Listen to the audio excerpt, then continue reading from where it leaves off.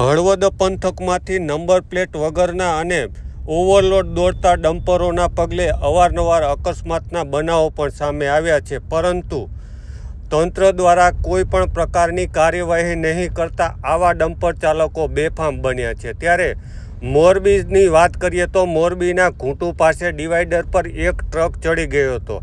આ ટ્રકની વાત કરીએ તો તેમાં સફેદ માટી ભરેલી છે અને સફેદ માટી ભરેલી હોય કે લાલ માટી ભરેલી હોય કે અન્ય કોઈ પદાર્થ ભરેલો હોય ત્યારે તેમાં તાડપત્રી રાખવી ફરજિયાત છે। સાથે જ આગળ પાછળ નંબર પ્લેટ પણ નથી। સાથે જ આવા ઓવરલોડ ડમ્પરો અવારનવાર અકસ્માત સર્જી અને ફરાર થઈ જતા હોય છે। ત્યારે તંત્રની મીઠી નજરથી આ ધંધો ફૂલ્યો ફાલ્યો હોવાના અવારનવાર બનાવો પણ સામે આવે છે અને લોકો આક્ષેપ પણ કરતા હોય છે। ત્યારે તંત્ર દ્વારા ક્યારે કાર્યવાહી થશે અને થશે કે કેમ?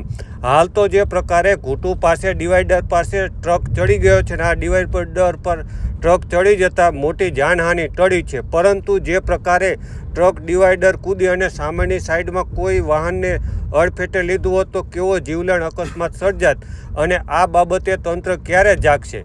સાથે જ ઓવરલોડ ડમ્પરો સામે ક્યારે આરટીઓ વિભાગ જાગશે? ખનન અને વહન થઈ રહ્યું છે તો ક્યારે ખાણ ખનિજ વિભાગ જાગશે? અને સાથે તાડપત્રી વગરના દોડતા ડમ્પરો જે વાહન ચાલકોને નુકસાન પહોંચાડે છે, પાછળ માટી ઉડાડે છે અને તેને લઈને પણ અકસ્માતનો ભય ઉઠી રહ્યા છે। સાથે જ આવા ડમ્પર ચાલકો ઘણી વખતે સગીર પણ હોય છે, નશાની હાલતમાં પણ જોવા મળતા હોય છે, પરંતુ તંત્ર દ્વારા યોગ્ય પગલાં લેવામાં નથી આવતા।